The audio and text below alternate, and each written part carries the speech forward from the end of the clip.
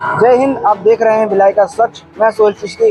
कल रात की घटना ने आपको सुना ही होगा कि एक कैसे क्रूज रोड पे कार के अंदर बॉम्ब लगाया जाता है, बॉम्ब ब्लास्ट का किया जाता है। हालांकि इसको बहुत छोटा सा मामला बताया जा रहा है, लेकिन आने वाले समय में ये काफ़ी बड़ा हद तक बन सकता है, क्योंकि जिसने बॉम्ब का जो काम किया है वो एक सॉफ्टवेयर इंजीनियर है और मैकेनिकल इंजीनियर भी है, जिसने पूरा सिस्टम में उठा के एक बॉम्ब तैयार किया। हालांकि बॉम्ब पूरे मामले का जो अपराधी है जिसने बॉम्ब लगाया था, उसको अपनी पत्नी पर शक था कि पत्नी और जिसके गाड़ी में बम लगा था उसका अफेयर कहीं है।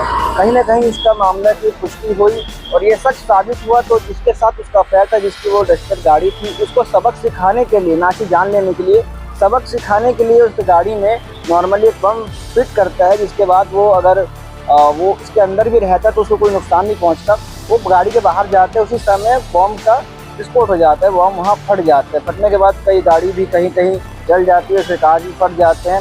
हालांकि इसको मामले को लेकर क्या प्रकरण दिया गया है आप आगे वीडियो में देखेंगे। कल परसों 2 केसेस थे जो दोनों ही गंभीर किस्म के थे। एक कल शाम को हुआ, कार में ब्लास्ट से एक शहर में सनसनी फैली, जिसमें ये लगा कि नई कार ब्लास्ट करके उड़ाने का, और ब्लास्ट की घटना सेंसिटिव वैसे ही मानी जाती है चुनाव के दौरान।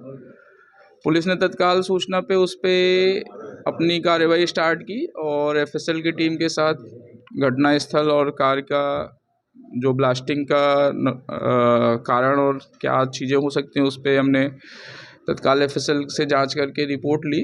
जो प्रथम दृष्टया ये पता चला कि कोई गंभीर किस्म का विस्फोट नहीं था। तो उससे ये क्लियर हुआ कि किसी ने डराने के लिए बेसिकली ब्लास्ट किया।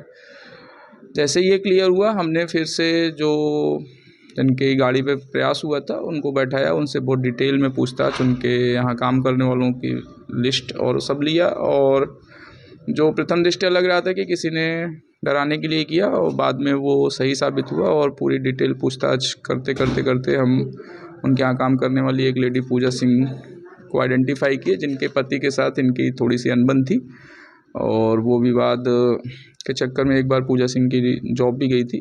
फिर उसको उठा के ले आए, तो थोड़ी देर में उसने जब पूछताछ में उसने स्वीकार कर लिया और पूरी घटना कैसे किया, कैसे उसने ब्लास्ट के लिए तैयारी की और कैसे उसको परफॉर्म किया, वो बताया।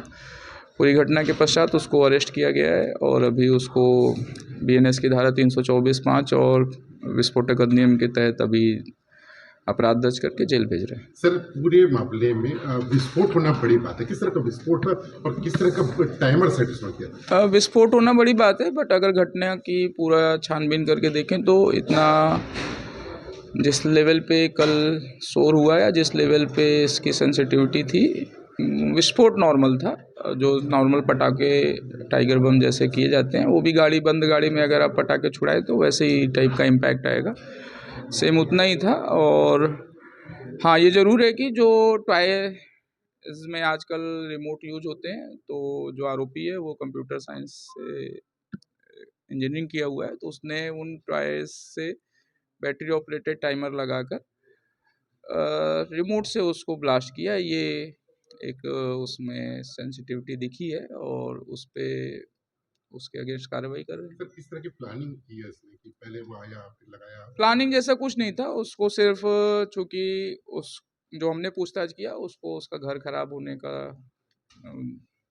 मतलब उसको दुख हो रहा था। उसके बार समझाने के बावजूद उसको वो लग रहा था कि नहीं, कोई नहीं मान रहा है, सिर्फ उसने सबक सिखाने के लिए उसने वो प्रयास किया। Thank you sir. अभी आपने पुलिस की प्रेस कॉन्फ्रेंस देखी और पुलिस ने क्या बताया बम के मामले में। बम का मामला जो है उसे पुलिस गंभीरता से नहीं ले रही है और इस मामले को छोटा मोटा मामला समझकर टाल दिया जा रहा है। चुनाव का समय चल रहा है और ऐसे समय में बम ब्लास्ट होना बहुत बड़ी बात है। चाहे वो बम कैसे भी बनाया गया हो, अपराध तो अपराध है, अपराध कायम होना चाहिए और इसकी गंभीरता से जांच की जानी चाहिए। ऐसे ही इस मामले को छोड़ा नहीं जाना चाहिए। आप देख रहे हैं भिलाई का सच। हमारा चैनल अगर आप लगातार देखते हैं, पसंद करते हैं तो लाइक शेयर सब्सक्राइब करना ना भूलें। नमस्कार।